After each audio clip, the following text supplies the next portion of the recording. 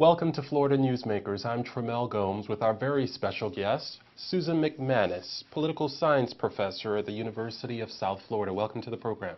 Thanks for having me. Should be fun. All right. Well, let's get right into it. With Election Day just a few days away, certainly this has been the nastiest and most expensive race in Florida's history. What do you make of it so far? Not only has it been the nastiest and the most expensive, but the longest. And it's the oversaturation of negativity and the TV ads, which seem to the average person just looking at the ads themselves, that they seem to cancel each other out. That's what's really troubling to a lot of people and raising among some analysts the question about, will that tamp down turnout? So it is really the length of this campaign, as well as the nastiest and the money, that's really kind of alienating a lot of Floridians. What do you think, we're asking you to go into your crystal ball, what will the outcome be between these two candidates? Well, I don't know if my crystal ball is too clear on that front. Right now, it could go either direction, and it seems very, very trite to say that it's all about turnout for the next week and a half, but it definitely is. There are so many people that haven't even made up their minds about whether to vote, let alone who to vote for. So you've really got to work hard to get your base out, and then you've got to expand that to include the no party affiliation and just the voters who are kind of undecided. Right now, Democrats have three base elements that they really need to turn out at a higher rate than they did in the presidential. And turn out at a higher rate than in 2010. And midterm fall off is usually most intense among younger voters, minorities, and then, so you have younger voters, African Americans and Hispanics, and women, young women especially. But it looks like the turnout efforts now, the get out the vote efforts of the Chris campaign, particularly among the African American base, is more intense than it was in 2010. And I would say equal with the Scott campaign on Hispanics.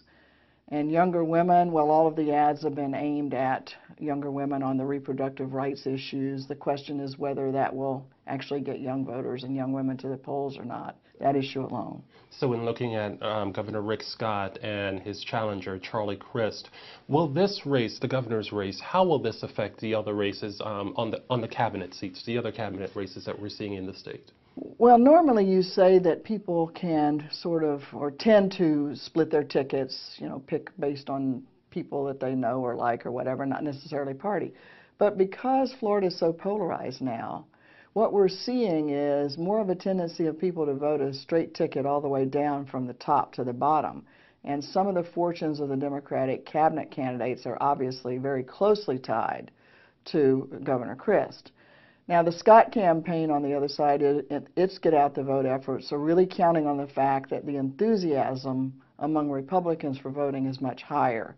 And traditionally, they have a higher turnout rate than do Democrats.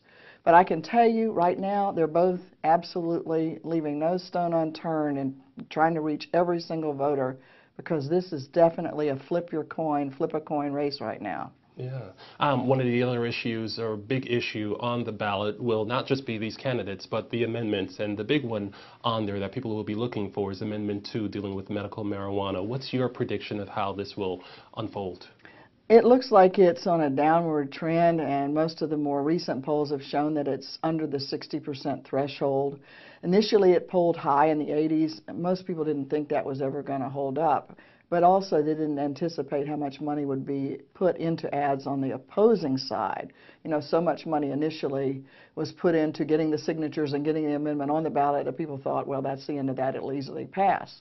But then you have a wealthy gentleman from Nevada, who puts in another $3 or $4 million to the anti-side. And plus, you're also seeing a lot more coverage of what's happening with legalized marijuana out west, and it's started to create a little bit of doubt and erode away on the support for it. So I would be surprised if it passes, and I don't think it's actually going to be the huge turnout driver for college students that was initially thought. We had a straw poll on USF campus. We're the only university in the state that does this routinely, and even there, just 70% said that they would vote for it. So it's not quite what it everyone thought it was initially. On the congressional front, we have the big race here in North Florida. The entire nation is, watching to see how this will impact in Washington between Gwen Graham and Steve Sutherland. What's your prediction there? Again, a very, very tight race. Most interesting one, in my judgment, in the whole state. Who would have thought North Florida? But what you have here is a sort of a prelude to what we can expect in the 2016 presidential race, where you have urban voters versus the more suburban and rural voters. This particular district has many of the elements that will be used to actually campaign in 2016, whomever is the nominee for each side. You'll see it right here.